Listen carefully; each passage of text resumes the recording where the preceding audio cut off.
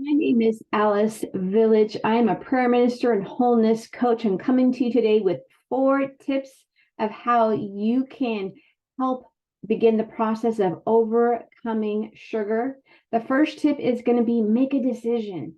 You have to put on your big girl boy pants and make the decision that I am going to do this.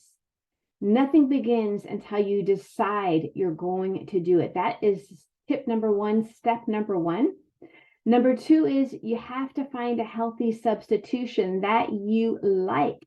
If you don't like it, you won't continue doing it. So it's important that you find something that actually resonates with your heart that you like. The sugar addiction is a physical, actual addiction and a physical response. Your brain, when you eat the sugar, has a physical response. You will have legit withdrawals when you begin to cut back and eliminate sugar. So it's important you have a substitution that you can have that's going to feel good for your heart, as well as kind of tone that down a little bit. Okay, and I like to use Lily's has an incredible product that's no sugar added. Whole Foods sells it, Sprouts sells it. It has erythritol, I think maybe erythritol, as well as it has stevia. Not all stevia is created equal. I don't particularly like erythritol, but that's a better choice than actual sugar. All right, so that's going to be, they have salted caramel, they have peanut butter, delicious options. When you get the sugar craving, that's a great way to substitute that, to fit that in. If that doesn't work and you're not eliminating sugar completely, you could also do a higher cacao count, dark chocolate, higher cacao. That's going to be not as sweet, and it's still going to help you with the temptations with the actual sugar withdrawals without going overboard. Third tip is going to be probably the most important one, is you have to get to the root of why it is that your heart is doing a beautiful, incredible job using sugar as a means of comfort. I want to propose to you that there's a really good reason why your heart has been choosing sugar as a means of comfort. It's doing what it was designed to do, to help us, keep us safe, help us get through some really tough stuff.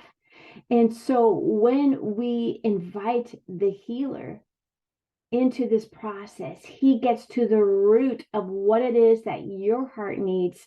So that way it's not just snipped off at the top. You're actually going to the root to get to why it's happening and be able to get the healing and breakthrough that you have been desiring to have.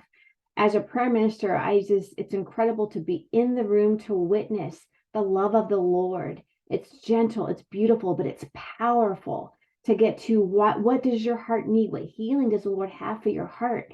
That's going to help it stop going to sugar for comfort, but look to the Lord for that comfort, right? So that's a big piece, and it's an acceleration of your healing journey when you can implement prayer sessions to be able to get that breakthrough.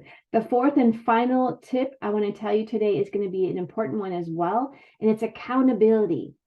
We need to have people, safe people that are rallied around us, that are like-minded, that can help us in the moments when we're being tempted or we're just feeling down and discouraged. Maybe you just, ate a bunch of sugar and now you're just beating yourself up, which I hope you don't do. But there's always, it's so helpful to have someone, an accountability group, someone that can lift you up and help remind you of why it is that you started, to give you the support that you need and the encouragement, inspiration that you need.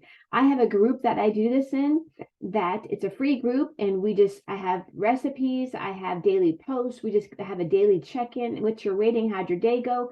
You need something like that. And sadly, sometimes it's not going to be the family members. It could be a good friend, whoever you can rally up around you to say, hey, I'm going to be doing this and I need the support and encouragement. Would you be willing to let me text you? But if you don't have anything like that, I'd be honored to help you in my free Sugar Freedom Fighters Facebook private group. But that is an option. But those are the 4 tips I want to give you today. And am I going to guarantee that you're going to overcome sugar immediately from these 4 tips? No, but they're going to help you begin that journey. Our life is about the journey. It's a process.